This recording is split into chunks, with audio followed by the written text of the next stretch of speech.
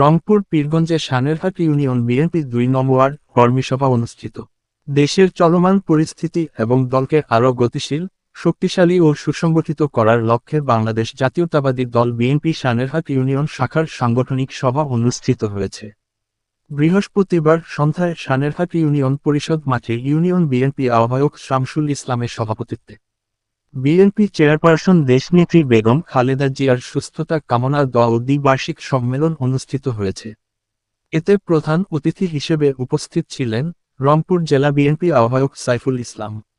এ সময় উপজেলা বিএনপি আহ্বায়ক মাহমুদুন নবী চৌধুরী পলাশ, সদস্য সচিব জাকির হোসেন, যুগ্ম আহ্বায়ক শাহিনুজ্জামান শাহিন, পৌর বিএনপি আহ্বায়ক কমিশনার সাইফুল আজাদ মণ্ডল, সদস্য সচিব ইয়াকুবুল হাসান লিটন সহ আরো অনেকে। কৃষি বিশ্ববিদ্যালয় শেরে বাংলার মেধাবী ছাত্র নেতা আমাদের মাঝে উপস্থিত আছেন।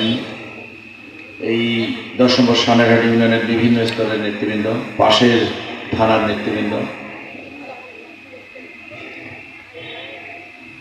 আজানটা কি শেষ হোক নাকি? হোক, আজানটা শেষ হোক। হাসিনা ওয়াজ করে দেন তো বানাইছি। ঠিক করা যায় না।